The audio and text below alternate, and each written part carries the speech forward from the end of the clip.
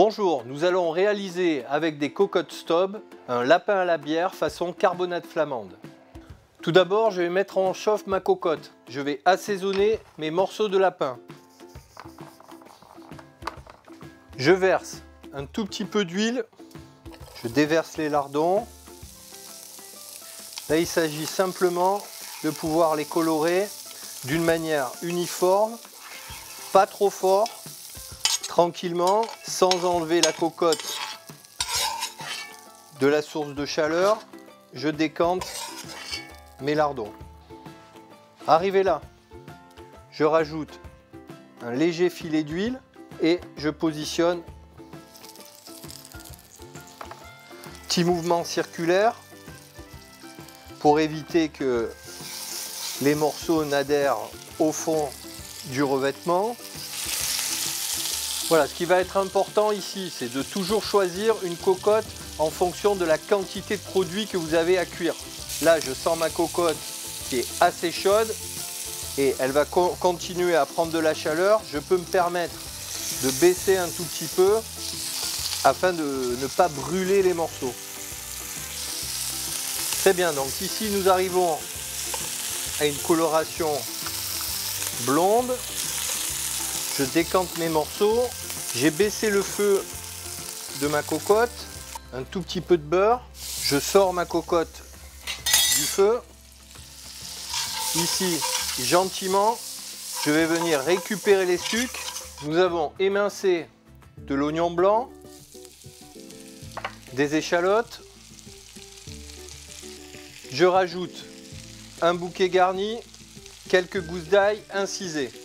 Je vais faire prendre le gras gentiment à ces oignons et échalotes. Toujours bien faire attention au bord de votre cocotte. Et ici, je vais couvrir. Et grâce à l'eau de végétation que les oignons et les échalotes vont produire, elles vont légèrement suer. Et on va laisser suer à couvert. L'avantage de ce type de cocotte, c'est que vous voyez sur le couvercle, vous avez quelques petits picots. Et ces picots font que, avec la vapeur d'eau, la condensation, à chaque fois, vous avez des gouttes d'écoulement qui se font à chaque picot. Et ça vous fait une belle cuisson uniforme. Je laisse plutôt à feu doux et nous allons laisser comme ça pour à peu près 5 minutes. Donc voilà, je laisse bien couler l'eau de végétation. En jouant avec la chaleur de la cocotte, j'ai réussi à décrocher complètement mes sucres et mes oignons commencent à être légèrement fondus. J'augmente à ce moment-là mon feu. Je rajoute la vergeoise. Donc ici, on arrive proche de la caramélisation. Je déglace au vinaigre de vin. Et comme une sauce gastrique, je vais récupérer ma caramélisation au fond de la cocotte. À ce moment-là, attention, baissez le feu. Je refais un lit correct. Et ensuite, je repositionne mes morceaux. On va rajouter les lardons comme ceci. Ici, nous allons mouiller à la bière brune. Je vais porter à ébullition. J'ajoute aussi un tout petit peu, soit de fond de veau, soit si vous avez pris le temps de faire un jus de lapin. Je porte à ébullition. Je fais les bords correctement. Et ici, ce qui me servira à ma liaison, je rajoute quelques morceaux comme ceci de pain rassis. Dans certaines recettes, vous trouverez la même opération, mais avec du pain d'épices. Je couvre donc ma cocotte. À ce stade, je vais insérer ma cocotte dans un four à 130 voire 150 degrés et nous allons en avoir pour à peu près 2 heures.